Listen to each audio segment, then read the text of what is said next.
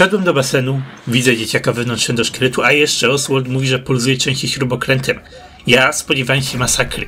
Nie tak długo wcześniej był rozjechany shop, to nie wiedziałem czego się spodziewać po Mega Cat Studios. Na całe szczęście robot nie stał się maszynką do mielenia, ale atmosfera w Into the Pit jest naprawdę mocna, mroczna. Pod koniec gra trochę tego traci, bo w ostatniej nocy nie ma zapisów, trzeba wszystko przejść bezbłędnie naraz, ale to niszczy trochę atmosferę. Im więcej razy powtarzasz tą samą czynność w kółko, tym bardziej jest przewidywalna, tym bardziej jest nudna. Dlatego FNAF sam w sobie nie jest taki straszny, zwłaszcza przy ostatecznych wyzwaniach, to już przestajesz chłonąć ten świat. Nie sprawdzałem, jak wygląda ten bardzo łatwy poziom trudności, czyli narracyjne doświadczenie, choć wolałbym, żeby cała gra zwracała na to większą uwagę. Into the Pit skupia się na eksploracji, zbieraniu rzeczy, na ukrywaniu się. Fajnie jest odkrywać coraz to nowe rzeczy, naprawiać coraz to następne maszyny, albo patrzeć jak pizzeria się zmienia. Ucieczka przed robotami jest bardzo intensywna, a jak jeszcze pojawia się później Quick Time Event, zaświeć bo nie mów oczy, to też jest mocne. Czasami może być niewygodnie, czasami roboty za bardzo marnują twój czas, kręcą się wokół stołu, pod którym się ukrywasz. Co gdyby przerobić to na taki krótki FNAF biurowy segment, w którym masz odstraszyć roboty ze swojej okolicy. Musisz uważać, żeby cię nie usłyszeli, ale możesz rzucić coś w inną część pokoju albo aktywować jakiś dźwięk w zupełnie innym pokoju. Taki klasyczny FNAF segment, żeby zapaść ten niezręczny moment, byłby super. Gra sama w sobie jest bardzo ciekawa, bardzo klimatyczna, dużo rzeczy jest losowych, które nie wiesz czemu się dzieją. Są różne dziwne ambienty, ale to jest takie fajne zamieszanie, przerażenie, niespodziewane twisty, napięta sytuacja. Taka jest moja recenzja gry, ale pewnie jesteście tutaj, żeby posłuchać teorii i wyjaśnić, co nie? Przyjrzyjmy się fabule gry Into the Pit.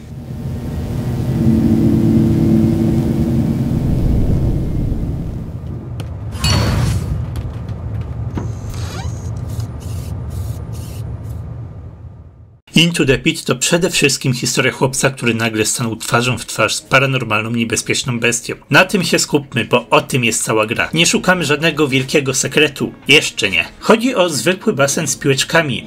Gdzieś w twoim mieście, tuż za rogiem, który jest nieużywany, zamknięty i okropnie brudny. Można by myśleć, że największym zagrożeniem będą bakterie, grzyby, inne paskudztwa na piłeczkach, ale ten jeden basen jest bardzo specjalny.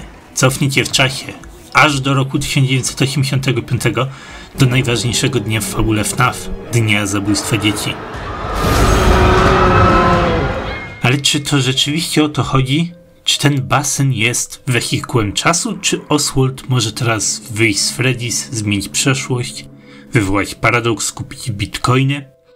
Nie. Prawdziwa podróż w czasie oznaczałaby dwie rzeczy. Zabójczy królik musi być Williamem Aftonem, a wydarzenia z basenu muszą dokładnie odtworzyć dzień zabójstwa. Czyli Pete Bonney to byłby po prostu William Afton. Zwyczajny, żywy człowiek bez paranormalnych mocy. Ciekawie by było, gdyby William z przeszłości dowiedział się o basenie, ale nie o tym opowiada Into the Pit. To nie jest człowiek w stroju Bonniego. To dzika bestia, która próbuje cię pożreć. To zmiennokształtny, paranormalny byt, który udaje ojca Oswalda i nikt tego nie zauważa, pomimo tego, że to wielki żółty królik. To nie może być William Afton, to nie jest żywy człowiek. Na tej samej zasadzie to nie jest dzień zabójstwa, które znamy z gazet. Wiemy, że William zaciągnął dzieci na zaplecze i zabił je, zanim ktokolwiek się połapał. Miało miejsce śledztwo, poszukiwanie. Dzieci nigdy nie zostały odnalezione, ale komuś postawiono zarzuty. Czy coś takiego przedstawia Into the Pit? Nie. Wszyscy uciekli w ogromnym pośpiechu. Pracowników nie ma, policji nie ma, śledztwa nie ma. Jest tylko jeden potwór, który przejął pełną kontrolę nad całą pizzerią, a nawet robotami. Niszczy co popadnie na swojej drodze. Nie ukrywa się przed niczym, przed kamerami. Więzi jeszcze jakiegoś losowego dorosłego w safe roomie. Tutaj jest też 6 dzieci, a nie 5, ale to akurat cięższy temat na inny odcinek. Basen z piłeczkami nie jest i nie może być wehikułem czasu. Dzieci nie zostały zabite przez paranormalnego, zmiennokształtnego potwora. O co więc tutaj chodzi? Parę wniosków można wyciągnąć.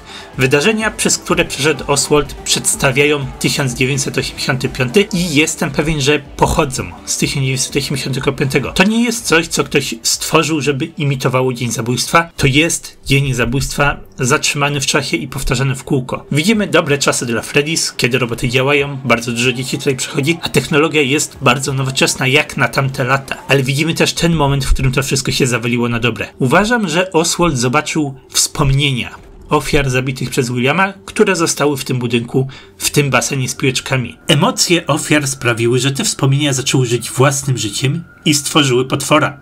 Ale to nie jest William Afton. to wspomnienie Spring Bonniego. To jest w pewnym sensie imitacja, bo jest tutaj bardzo dużo błędów, niespójności co do Williama, co do zabójstwa.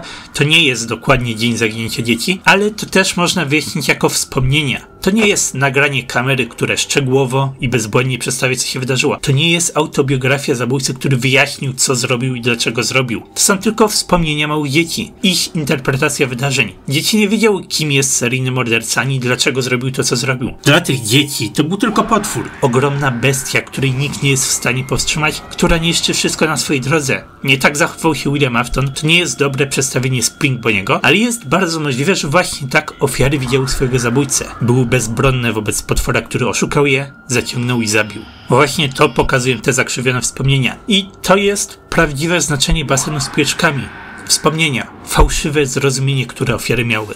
Ale tutaj wchodzimy chyba w najważniejsze pytanie odcinka. Co Pete Bonnie i co basen z pieczkami oznaczają w historii Oswalda? Czemu potwór, który reprezentuje seryjnego zabójcę z przyszłości, nagle zmienia się w ojca Oswalda? Chłopiec wielokrotnie zadaje to pytanie. Czemu to robisz? Jak to możliwe, że umiesz prowadzić? Skąd wiesz, gdzie mieszkam? Pete Bonnie nie tylko udaje jego ojca, ale stał się nim i wie wszystko na jego temat. Jaki jest związek między tymi wszystkimi rzeczami? Moja odpowiedź będzie taka, jak za każdym razem Into the Pit opowiada o wspomnieniach. Opowiada konkretnie o takich wspomnieniach, które znajdują się wewnątrz pizzerii, wewnątrz basenu z piłeczkami. A powiedzcie mi, co w tym momencie znajduje się wewnątrz tego basenu? Przez następne kilka dni będzie tutaj leżał nieprzytomny ojciec Oswalda i w ten właśnie sposób potwór z basenu ukradł jego wspomnienia. Właśnie tak to rozumiem. To nie jest tak, że Pete Bonnie może zmienić się w kogokolwiek bez powodu. Nie może imitować losowych ludzi. Historia opowiada o tym, że porwał ojca Oswalda i tylko dzięki temu może stać się tym ojcem. Można powiedzieć, że założył na siebie maskę, jak to William Afton, że ukrył się pod wspomnieniami, które ukradł. Ale to prowadzi mnie do jeszcze jednego wniosku. Pete Bonnie ukradł wspomnienia ojca Oswalda i go mimikuje i mija dzień, i mija następny dzień i widzimy, że ta sytuacja do niczego nie zmierza. Jaka jest motywacja Pete Bonniego? Jaki jest jego sekretny, złowrogi plan? Według mnie niczego takiego tutaj nie ma. Widzimy, że Pete Bonnie jest bestią, która działa instynktownie. To nie jest żywy człowiek, który myśli i planuje. Wszystko, co wiąże się z basenem z pieczkami, to jest bezmyślny proces. To jest natura tego fenomenu, który widzimy w grze. Książka kładzie na to więcej nacisku, ale w obu przypadkach Pete Bonnie po prostu stał się ojcem Oswalda. W książce była taka scena. Jestem bardzo niezadowolony, że nie trafiła do gry. Scena, w której Pete Bonnie odkurzał dom. Dlaczego ten odkurzacz tutaj jest i nie został wykorzystany? Jak mogliście mi to zrobić? Ale właśnie o to mi chodzi. Nic złego się nie dzieje, nic złego się nie szykuje. Dopóki Oswald nie próbuje zbliżyć się do basenu z pieczkami, to Pete Bonnie nic mu nie zrobi. Zajął miejsce jego ojca, jest jego ojcem i koniec. Ale nie mówię, że to była bezpieczna sytuacja, bo Pete Bonnie wciąż jest imitacją Aftona. Ktoś do niego podejdzie, zrobi coś nie tak i zginie. To jest tykająca bomba. W końcu coś się stanie. Nie wiadomo też, czy prawdziwy ojciec Oswalda będzie podtrzymywany przy życiu powietrzność. Może w końcu umrze z głodu, albo w ogóle magicznie się rozpuści w powietrzu. Wszystko się może wydarzyć. Oswald musi działać i zadziałał. I wygrał. Chyba.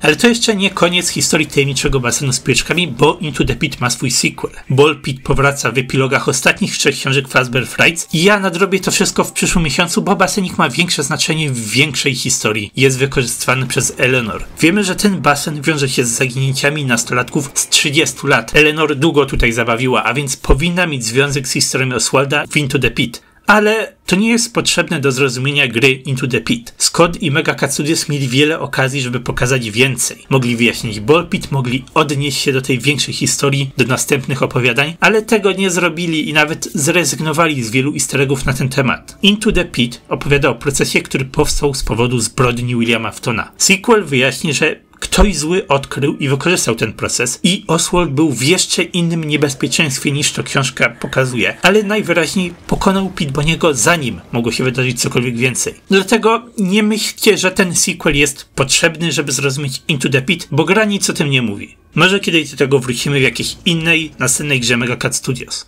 No i na dzisiaj to tyle, więc mam nadzieję, że spodobały wam się wszystkie te teorie i interpretacje basenu ze wspomnieniami. To pierwszy taki podstawowy odcinek na temat Into the Pit, ale przed nami więcej do omówienia. Są minigierki, jest temat 6 zabitego dziecka. Popularne są teorie na temat zbirów z FNAF 4, o tym też chcę opowiedzieć. Ale zanim do tego dojdziemy, wrócę jeszcze do rocznicowego wywiadu i tego, co Scott powiedział na temat przyszłości serii. W międzyczasie obejrzyjcie poprzedni odcinek na temat przyszłości, na temat Burntrapa, sekretu Mimika i jeszcze więcej.